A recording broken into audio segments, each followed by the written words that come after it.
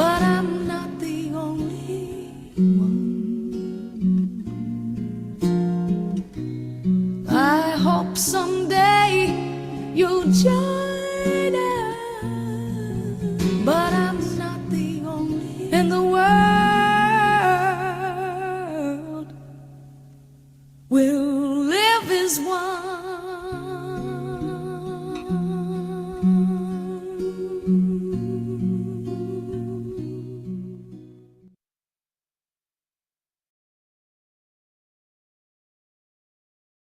Oh, what a wonderful song and what a wonderful day.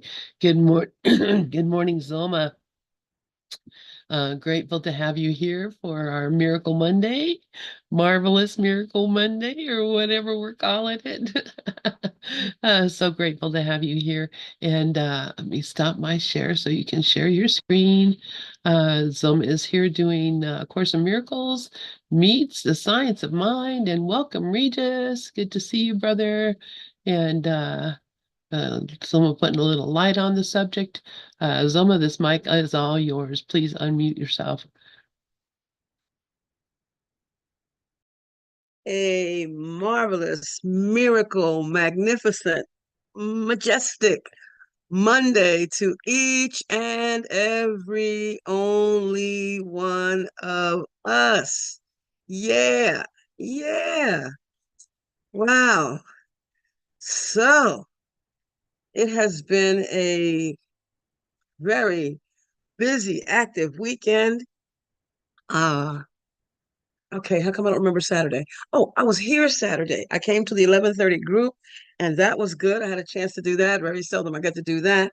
Um, but yesterday I went to a memorial service.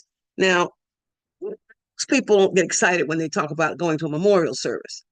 However, um, back in December, the 28th of December, I had um, mentioned that a friend of mine, Babs Bingham, passed. Now, Babs had passed just 10 days after my friend Nia had made her transition.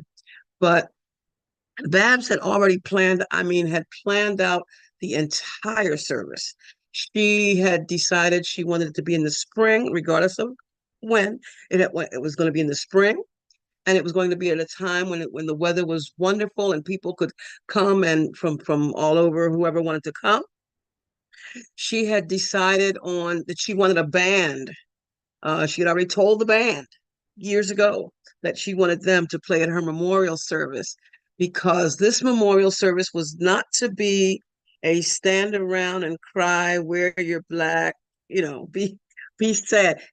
4 months, 4 months. It was December 28th when she passed, April 28th uh, when the memorial service was, to give people a chance to get past the grief and all of that. And then, and a couple of people still had a few tears to shed, but overall they got through it, and we had a party. And I'm talking about, we danced. Oh, the choir sang 2 songs. I had a chance to do that with the choir, and it was just phenomenal. It was magnificent, and it was in the spirit of Babs Akua Bigham, who was a very detailed, very poised, very well read, well traveled, um, humble, beautiful lady. And that's what I had a chance to do yesterday. And it was a busy time. In fact, Lovable ended up spending quite a bit of time alone yesterday, and he handled himself quite well because that's what he does. All right. So I needed to share that because it was such a grand time that I'm still on a high from that. Still very much on the high. All right, let's go into this. As always, we're reminded by Dr. Ernest Holmes that to learn how to think, oh, you know what? I think I'm going to try this in slideshow and see if it works.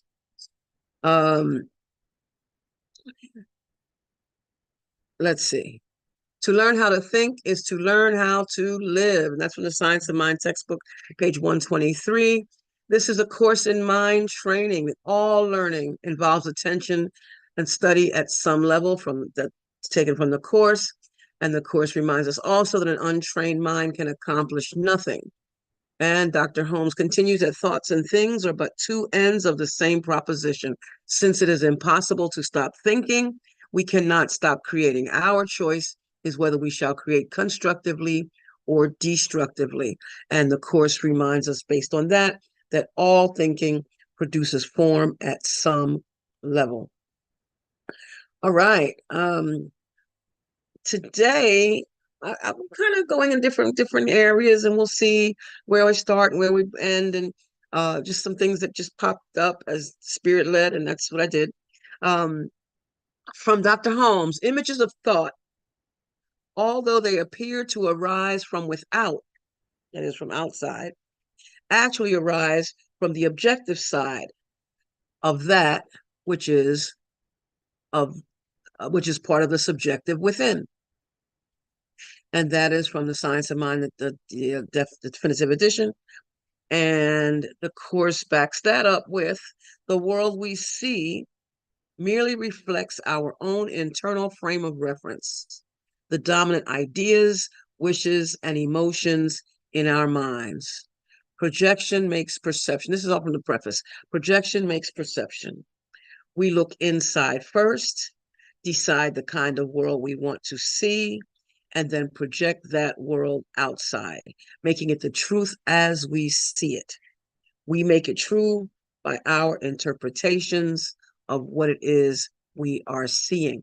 So that is, we think that what we see, what's going on out there, and that we internalize it based on what we see out there, when the truth is that we start from in here and we decide what.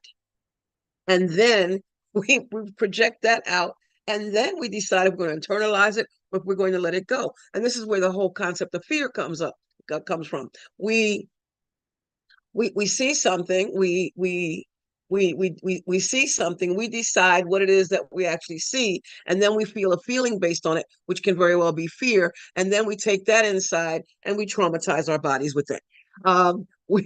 We actually are making a decision at all times as to what's going on out there. The truth is that there is no out there. Ernest Holmes calls that the objective side. It's the objects out there, based on the subjective side, which is us being the subject from in here, that we are cause, and the objective is the effects of that cause. We did that already. Yeah, we did that whole thing already. Go past this. And from last week, I had pulled this up and found it to be interesting, and I'm going to keep it. It's an Egyptian proverb that says that the kingdom of heaven is within you. Now, I first heard that as a biblical quote, but it came from Egypt. It came from Kemet way before the Bible. The kingdom of heaven is within you, and whoever shall know himself shall find it. Key, and I wanted to make sure I brought that up. All right.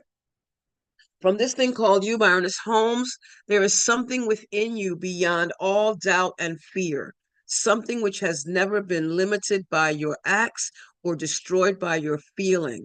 This is the only something that can make you whole. And the Course reminds us that our worth is not established by anything out there, that our worth is established by God, that spirit, that we are spirit that is unchangeable, that we are, as God created us, that we are not this body. That's something within. We call it spirit, beyond all doubt and fear, has never been limited. It is eternal. It is free. It is.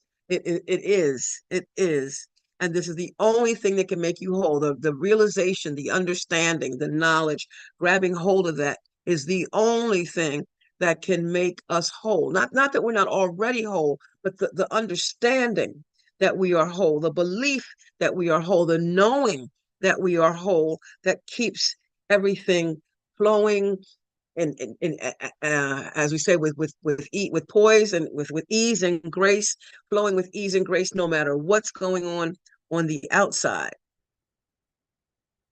And the Course teaches that God is in everything I see because God is in my mind. We are not attempting to get rid of what we do not like by seeing it outside.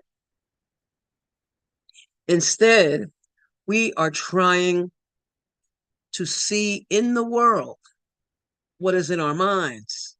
We are trying to see in the world what is in our minds. I need my phone back. I don't know what time. I have to keep track of time. Um, we are trying to see in the world what is in our minds, and what we want to recognize is there. Thus, we are trying to join with what we see. Hear this. We are trying to join with what we see rather than keeping it apart from us. This is the fundamental difference between vision and the way you see. See, we are constantly saying that this is separate and that's over there, and then that's a person over there, that's a Regis, and that's a Lynn, and this is a Zulma, and we're all separate parts. No, these are our communication devices. And we all have the same type of communication device, that is, a body. But the essence of what we are, the source of what we are, is indeed the same. And it's that joining that we're talking about, joining that we're talking about. So that when I see you, I can see beyond that body and recognize that namaste, that the God in me recognizes the God in you. My mind, workbook lesson 35 of the course, my mind is part of God's. I am very holy. There were a couple things I wanted to read today. From Dr. Ernest again. And here comes Michaela. Let's give her a moment to get here. I guess I should go in the Pal Talk room and see who's there. I can't. It's too much going on. I can't do it. I can't do it. I'm in slideshow mode and concerned that if I go out of here, I don't know what might happen. So I'm going to stay right here and just say good morning to whoever is in the Pal Talk room, whether I can see you or not. And Michaela, welcome.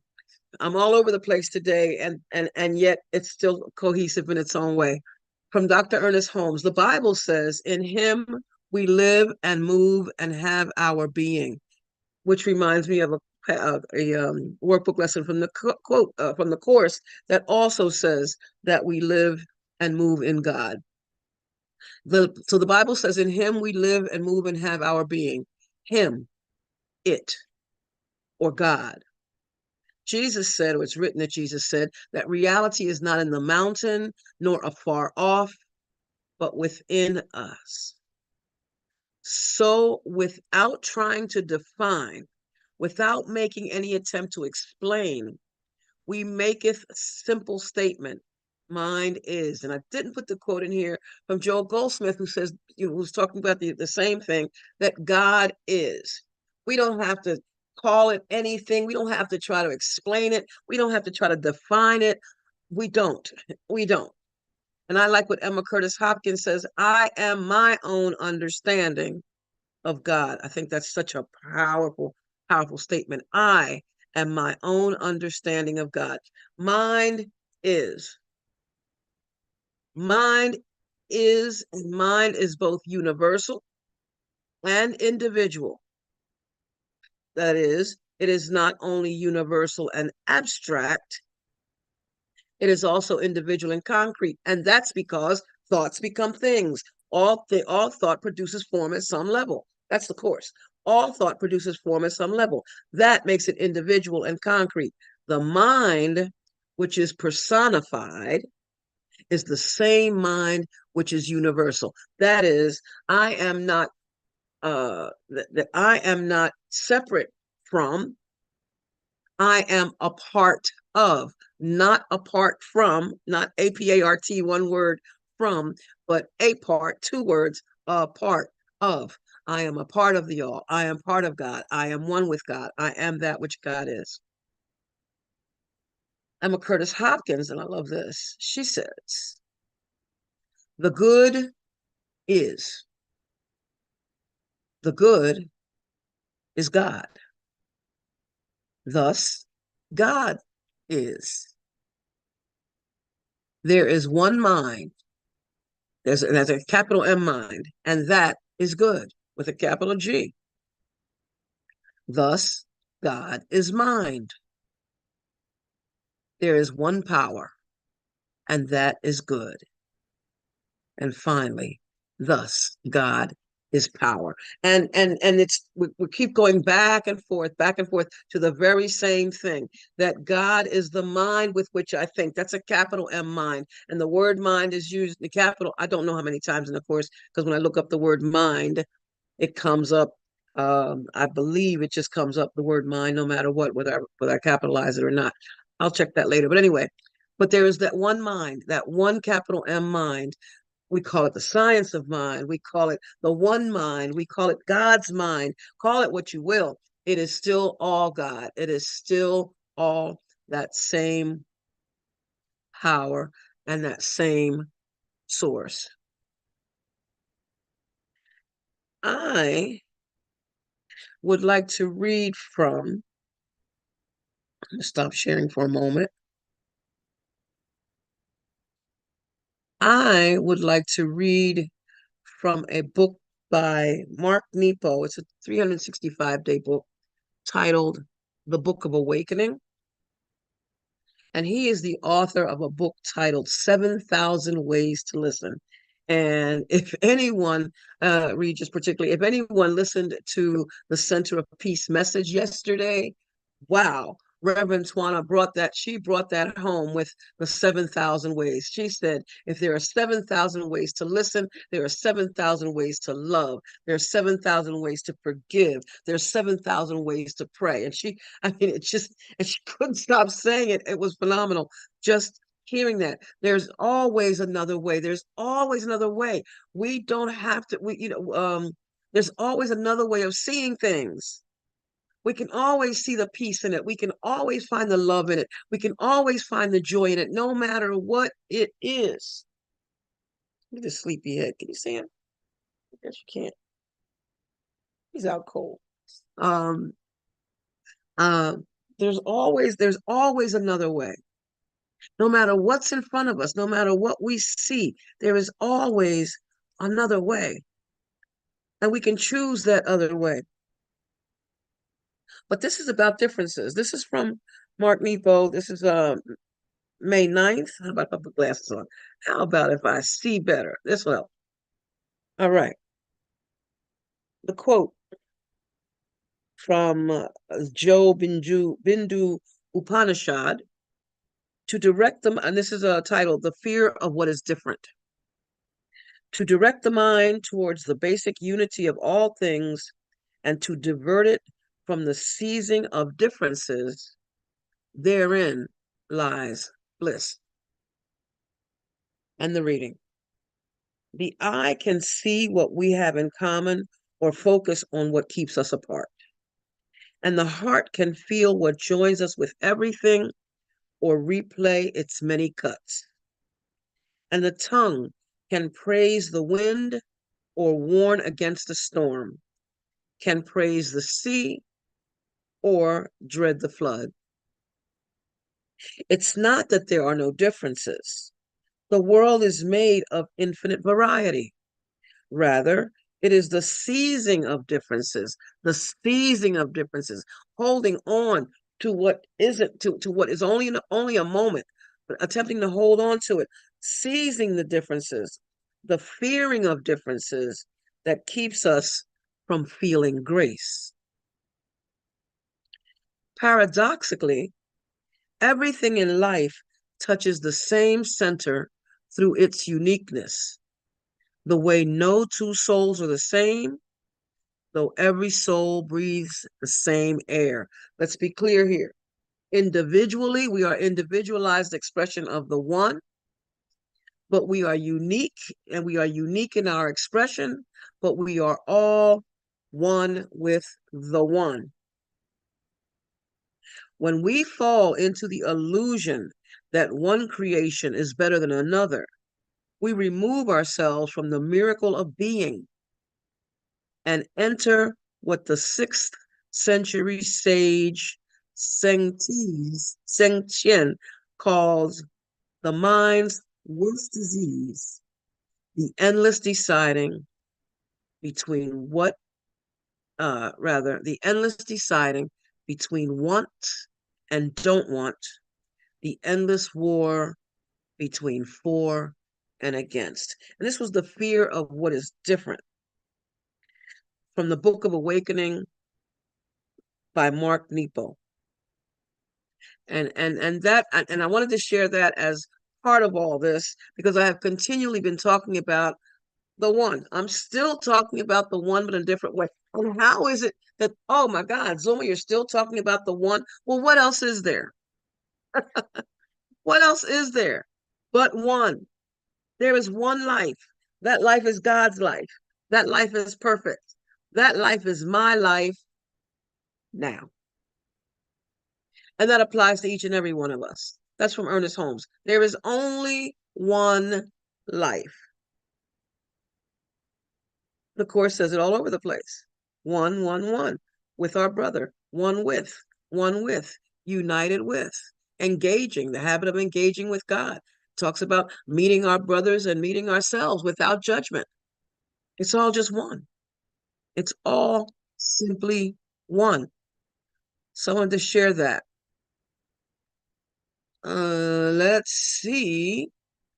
Let's see what else is going on here. All right. Back to the slide. And keeping track of time. Oh, I've got plenty of time. Oh, you all have to come in. Michaela, Regis, Lynn, somebody has to come in and join me with this because I have less slides than I have time. I have a lot more time than I have slides. But if I have to, come up with, read, I'll do that. I don't have a problem. You know me, I don't have a problem. All right. Let's go to the slideshow from the current slide. And there is something else I wanted to read anyway, so I'll get to that. Share my screen. Find the share screen. Share my screen. And this is where we were. And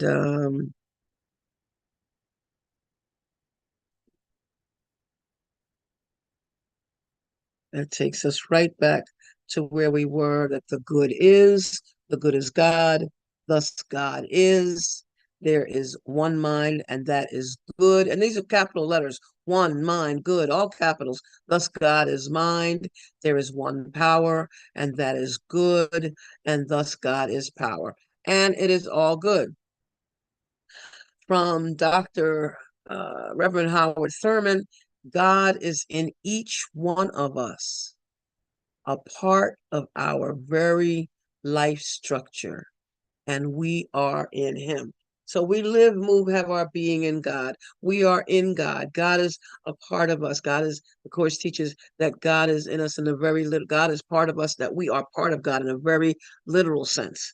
In a very literal sense, literally, that we are part of what God is. We are not a piece of God, but we are God individualized. Each of us is God individualized. And from the Course, God is, here it is, God is all in all.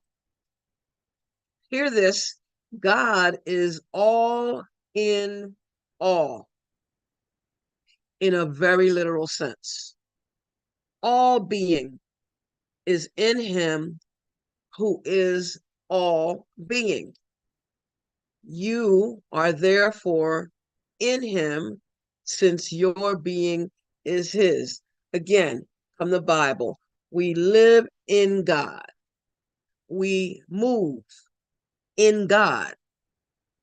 We have our being in God. And this is why I can substitute the word life for the word God. So this way, it takes the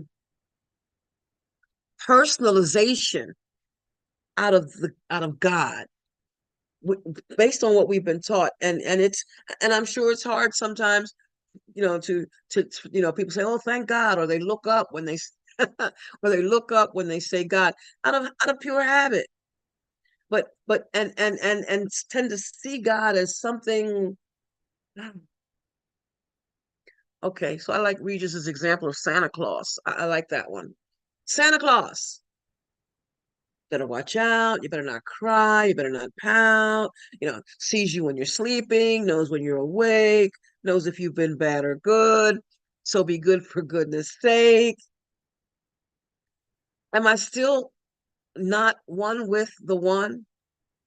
whether I'm quote good, whether I'm stroking the puppy or bashing it upside the head? Am I still not one with the one? Is my worth still not established by God?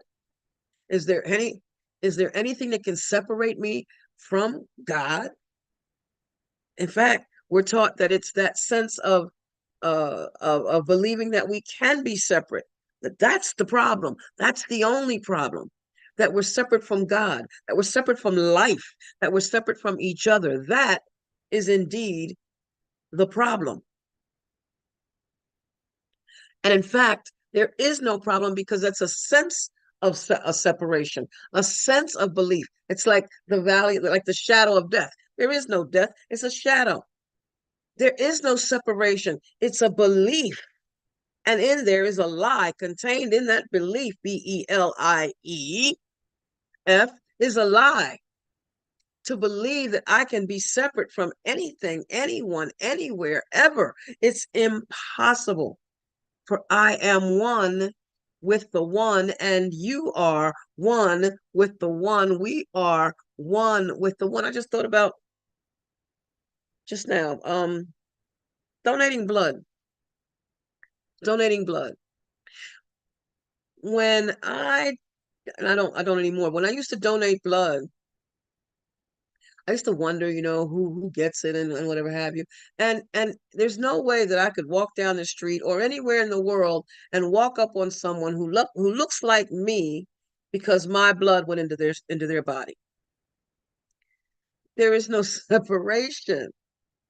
There's no separation. Isn't it something that all of us have, quote, different blood types, but all of us have the same types? That is, all of us have either A positive or A negative or O negative or whatever these types are. But all of us, there's no one who has, a blood type, G positive. No one. No one's special like that. No one. No one. There is no specialness, or everyone is special because we all have a blood type. And but again, if you needed A positive blood and I'm able to provide it, there's no way after you receive my blood that you're going to look like me or act like me or think like me. It's just not going to happen because we are unique. We're supposed to be unique. We are expressing and demonstrating God, saying thank you in our own unique and special ways, in our own unique ways. And that makes me no different, no better, not less than you at any given time because God is all in all. God is in each one of us, a part of our very life structure, not apart from it, a part of it, of our very life structure. We are in him. All being is in him. I'm reading from two different quotes. I haven't even put the third one up yet.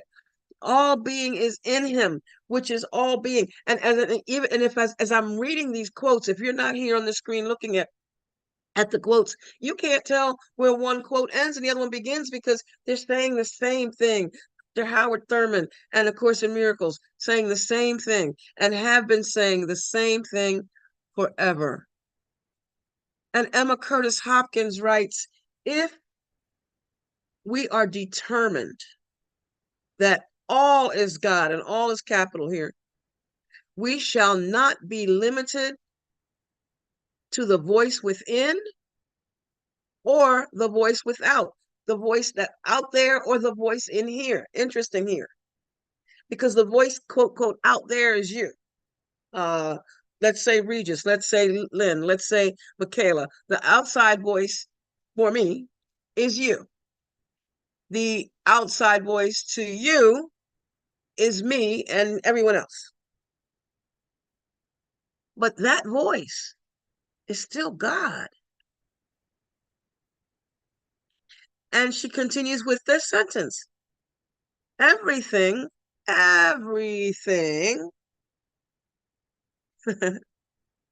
each of us, all in all, everything will bear witness that we are in God, which is why, going back to that passage in the course about meeting myself and my brothers without judgment. Because when I'm meeting my brothers, I am meeting myself.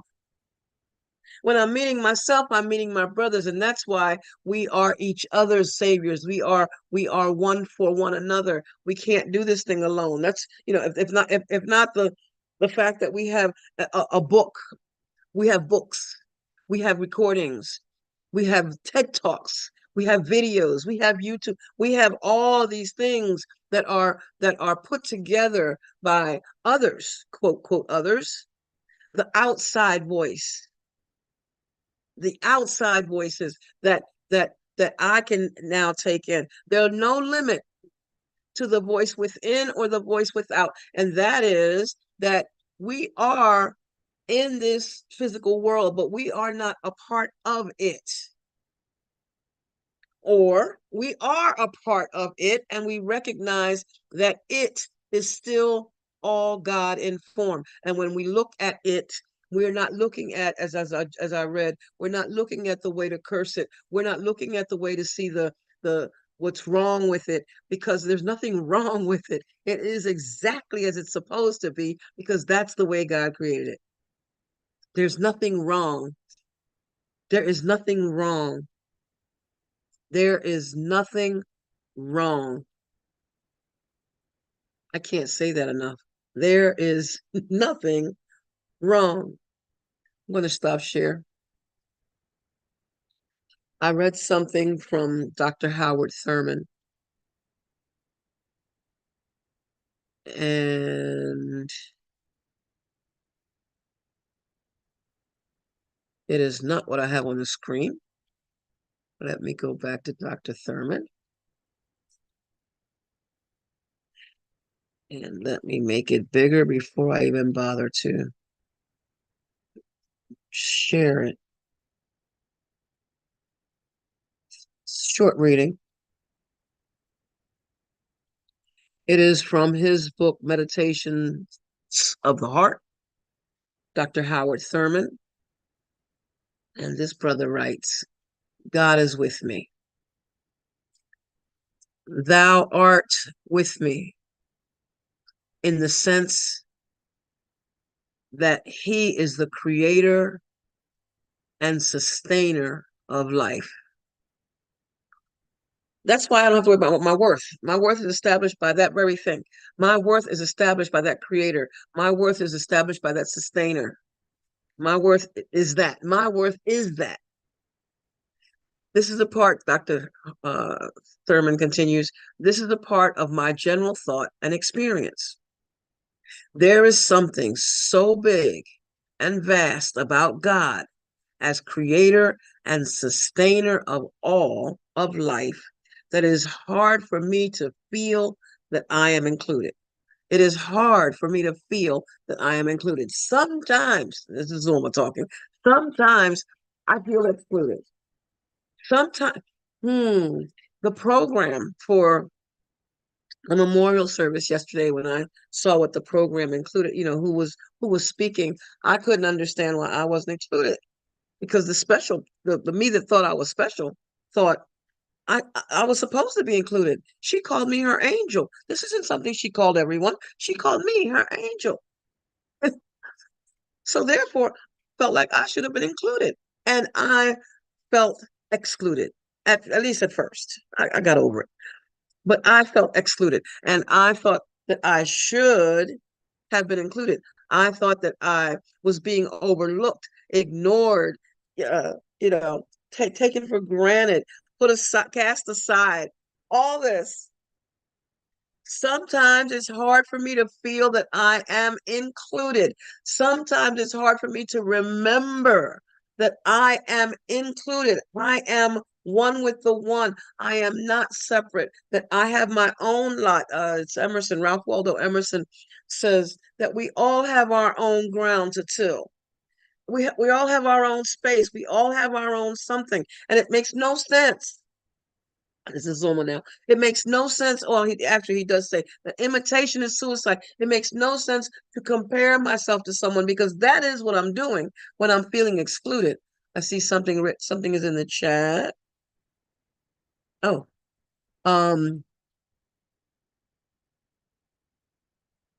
oh, that was at 10 o'clock. I didn't see that when it came up. All right. Um, yeah, so I perceive myself as being outside of, but there is no God and there is no truth and there is no all and sometimes I feel excluded. Sometimes I forget that I am included and I'm comparing myself to something else that's included while I'm perceiving myself as excluded. That is just so not makes it just so it is just so painful, so harmful, so hazardous to my being because I forget,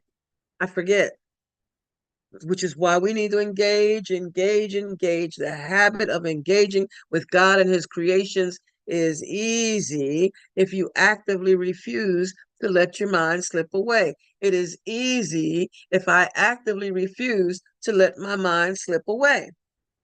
But sometimes I forget the sleep of forgetfulness. That's the unwillingness to remember. Sometimes I am unwilling to remember. And when I hear that, it's like, oh God, I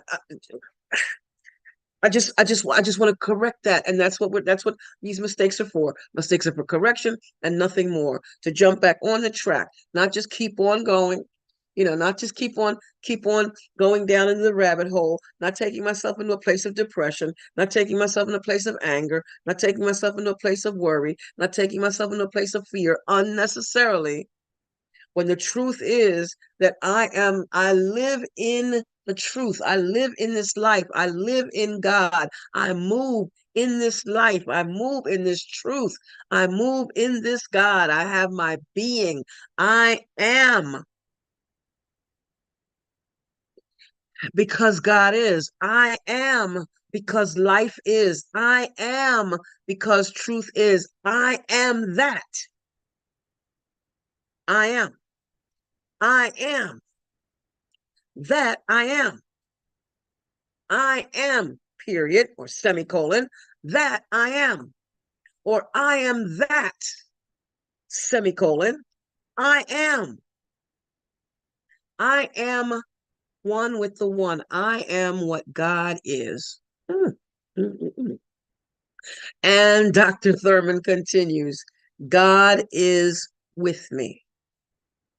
All around me are certain expressions of orderliness, of beauty, of wonder and delight. The regularity of sunrise and sunset, the fragile loveliness of a wisp of cloud fringed with silver, the wonder of day dawning, and the delight of companionship. All these are his handiwork. All this, all of it is God in form. How beautiful, how wonderful, how radiant. And I heard somebody say the other day that when they go out in nature, that they experience God, that they understand in that moment that they understand God. But that's not to say that when Lovable and I were in Central Park earlier this week in New York City with the hustle and the bustle and the people and the everybody in the bicycles and the motorcycles and the cars, that wasn't an experience of God too. In fact, for me, I was sitting down with Lovable. My nephew had gone to Dunkin' Donuts to get himself a coffee, myself to get me a hot chocolate and an apple fritter. Um, and we're sitting there, and I'm watching all this busyness.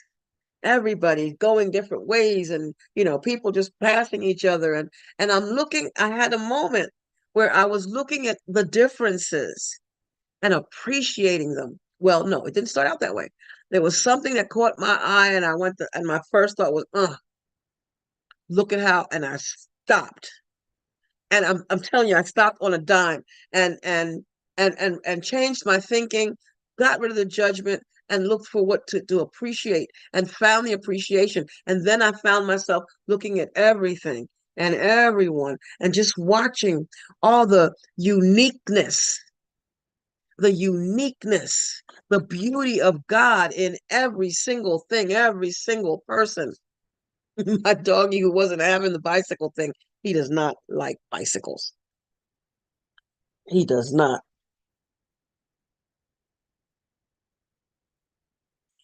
He was watching everything. We were just watching everything, and the sunshine and the grass and the little yellow flowers growing over there and the little purple ones growing over there. All of a sudden, I could see it all individually. And if that's, if that's ego at work because the ego sees separateness, I did, but I saw it all in the oneness of it, which was vision, not sight. Started out as sight and went to vision because I was loving and just loving the all of it. The colors of the letters of Dunkin' Donuts, the sign. That's how it all just came to me. It was just everything, just with the magnificence of God's work, his handiwork. Magnificent, absolutely magnificent. And Reverend Thurman continues, God is with me.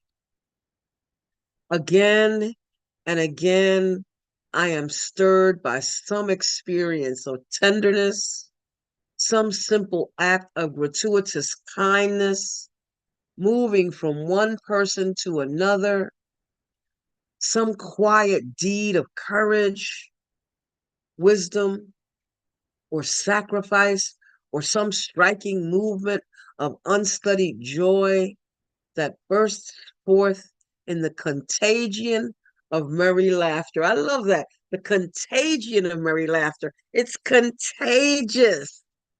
Laughter is contagious. Although I have to admit, if you cry, oftentimes I'm going to start crying too. Uh, Actually, I see it on television a lot. I've gotten better at not crying when people cry in front of me. I've gotten much better at that. It was an automatic thing. Um, and particularly if a person was experiencing something that they didn't like and began to cry, oftentimes I would cry too, and I would have to just immediately wipe my eyes because I wasn't trying to take away from their moment, from their experience. I wasn't trying to take away from it, but I found myself including myself in it. I became one with the person, and I would start to cry too. I've gotten so much better about that. But I will laugh with you. Yes, indeed. Laughter. We're going to have we're going to have some merry laughter, as it says here, and it's contagious. And you smile, and I want to smile too. If anybody, Michaela, Lynn, if you look at the image of Regis here, there's a picture of him, and he's got this big smile on his face. And that sticks with me every now and then. I need you to know, you all, how you stick with me. There are moments when I'm, going about my business and I can hear someone's voice or I can see someone's face. Uh,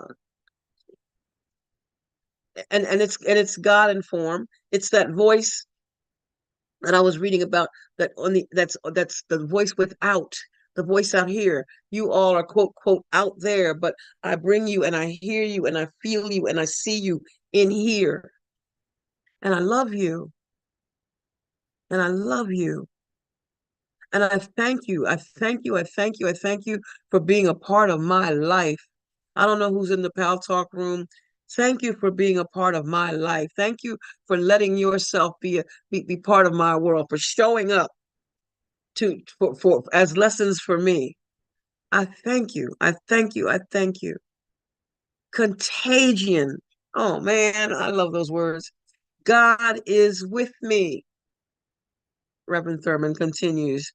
Always there is the persistent need for some deep inner assurance, some whisper in my heart, some stirring of the spirit within me that renews, recreates, and steadies. And that persistent, that word in the course, it talks about the consistency. It is saying that God is certain, the certainty of God. There's the certainty of this truth, the certainty of love, the certainty of peace, the certainty of joy, the certainty of happiness, the certainty of knowing that light and peace and joy abide in me, in you. Light and peace and joy abide in each and every one of us. That happiness and that our function is one that God's will for me, that God's will for you, that God's will for us is perfect happiness. Perfect happiness. That's complete happiness. That's whole happiness. And to know that to know that something is holy is to know that it is whole. Of course, teaches that, and that's a paraphrase, but that's exactly what it's saying. The sign of holiness is wholeness. So that we are whole and complete. We are holy. That our minds are one with God. That we are what God is. I can't say that enough. That's what sustains me. I am sustained by the love of God. We are sustained by the love of God. We're talking about that persistence, that certainty, that consistency, that alwaysness, that always that has no direction. I love that sentence in the course. Always has no direction. God is always there in this breath. And in the next one that I'll take, God is always there. There's no escaping God, never apart from, always a part of. We live in it, we move in it, we have our being in it. Him, God, spirit, life. Call it what you will. It doesn't care. It doesn't care. Just that reminder that renews, recreates, and steadies, he says. Stirring of the spirit within me that renews, recreates, and steadies. Then, whatever betides of light or shadow, I can look out on life with quiet eyes. That's vision. No matter what's going on out there, judge not by appearances, we're taught over and over and over again. What we see with the physical eye is temporary. What we think with the physical mind is temporary. What we see, what we hear with the physical ear, did I say think? I didn't mean that. What we hear with the physical ear is temporary. What we smell with the physical nose is temporary. What we taste with the physical mouth is temporary.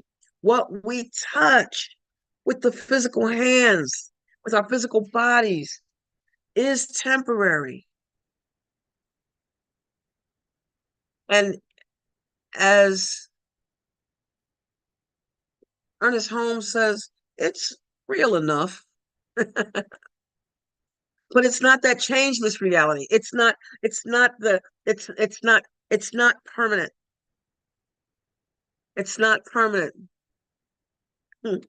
I see that, Lynn. It's not permanent.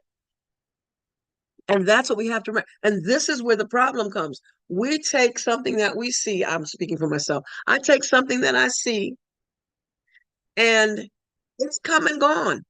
And here I am still holding on to it. Now, that's a wonderful thing if it's something that was pleasant, something that made me smile, something that made me laugh. When it's not, of course, I have to examine it. What is going on, Zulma? What is going on? What made you decide to hold on to that?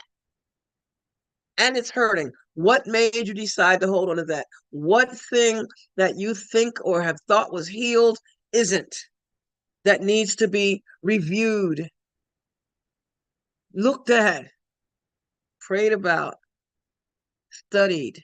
An untrained mind can accomplish nothing. What needs to be studied? What is it about that thing that I need to learn? Where am I missing the lesson? Because all things are lessons that God would have me learn. All things, everything is a lesson that God would have me learn. So what is it? I need to look at it. And to remember that God is with me, that I am sustained by the love of God, that there is nothing to fear, that I'm never upset for the reason I think, that I'm seeing only the past, that I am not the victim of the world I see. Oh my God. Oh my God. Peace be with me. Peace is with me. Peace is what I am. The course reminds us that peace is the reason for this course. Peace, peace. To know and to understand that God is, and the course says God is, and we cease to speak. I meant to bring that piece up in the course, but I didn't. I want to read something else, and I don't know what. How about that? I want to read something else. Okay, I am looking at. I'm going to stop share. And I'm going into the course because that's what's in front of me. I'm going to go there. And I'm going to share my screen. I'm looking at the voice for God. And the reason why I was looking at the voice for God is because that's where the quote came from that I used earlier, that God is not in you in a literal sense. You are part of God. Get that. God's not in, it's not like, inside my body is God. No, it's not that. It's not that. It's not that. I'm going to read from the second paragraph. The Holy Spirit is the spirit of joy. He is the call to return with which God blessed the minds of his separated sons. This is the vocation of the mind. The mind has no calling. No, the mind had no calling until the separation, or at least the belief in separation, because before that, it had only being. Before the so-called separation, everything I simply was. I was just an am. I was just an am. I was just an is. And all of a sudden, I perceived myself as me being a part of is, and you being a part of is, and all these differences and things. The mind had no calling until the separation, until, at least I would say, until the belief in separation, because before that it had only being and would not have understood the call to right thinking. In other words, it was already in right thinking. There was only one way of thinking. The Holy Spirit is God's answer to the separation, the means by which the atonement heals until the whole mind returns to creating. I'm coming down to the fourth paragraph. You are the kingdom of heaven, but you have let the belief in darkness enter your mind, and so you need a new light. I am the kingdom of heaven. You are the kingdom of heaven. We are the kingdom of heaven, but we have let the belief in darkness, there is no darkness. There is no darkness. It's just an absence of light. The light is always there. It's just like the sun is always shining, always, whether I see it or not.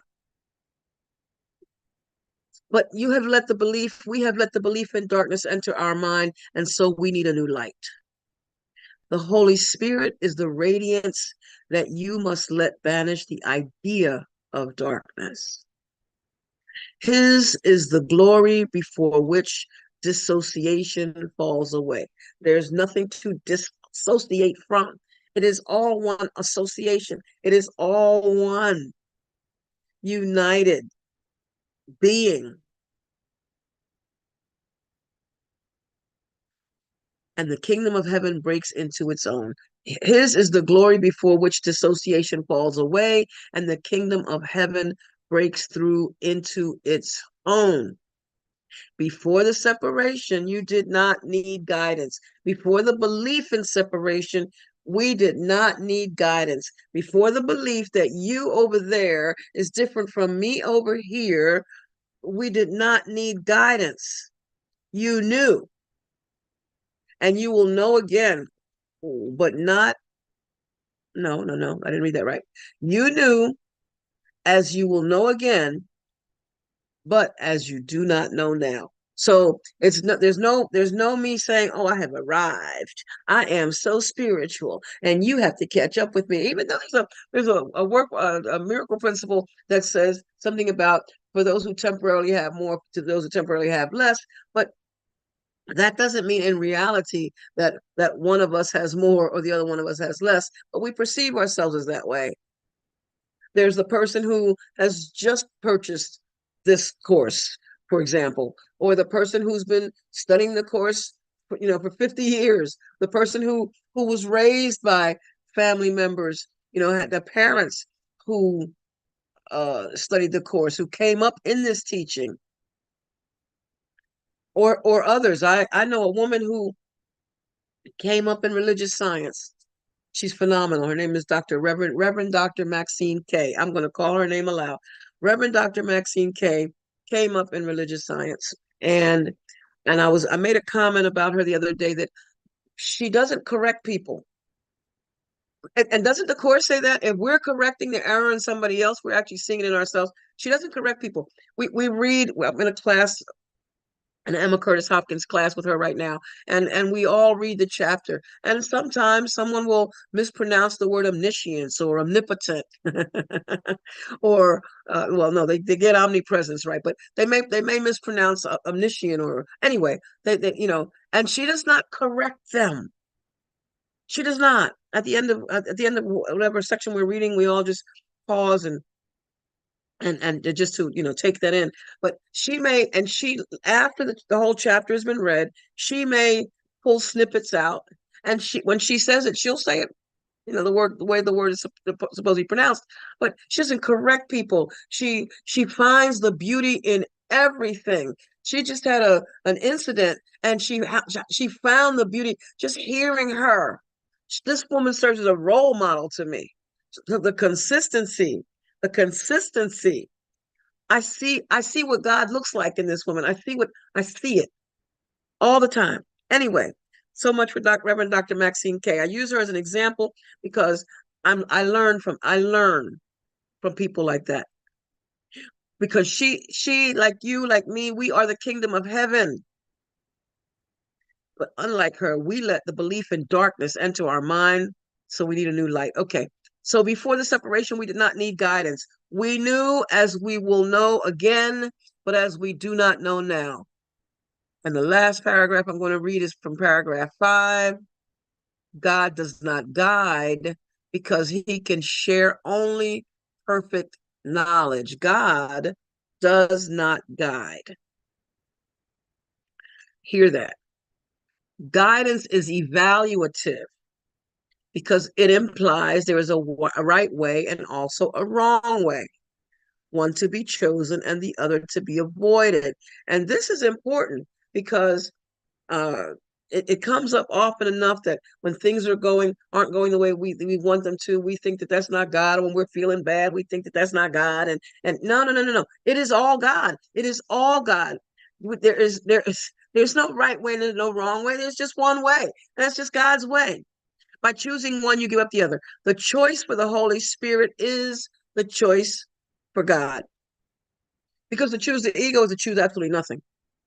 And here's my favorite sentence in this paragraph. God is not in you in a literal sense. You are part of him. And I think I'm going to stop right there with that sentence. God is not in you in a literal sense. You are part of him. And with that, Lynn, I'm going to stop the share, take off my glasses so I can see better. Thank you all for being here and remembering that we are one with the one. We are one, that God can't count past one, poor in mathematics, only one, that there is only one life That life is God's life. That life is perfect. And that life is my life now. Today, family, love is my mantra. And with that, Lynn, I give you the mic. Thank Don't you you look so much, Zulma. And good morning, Regis. How are you doing? Wow, that's a really cool helicopter you got floating on your head there. that's, yeah,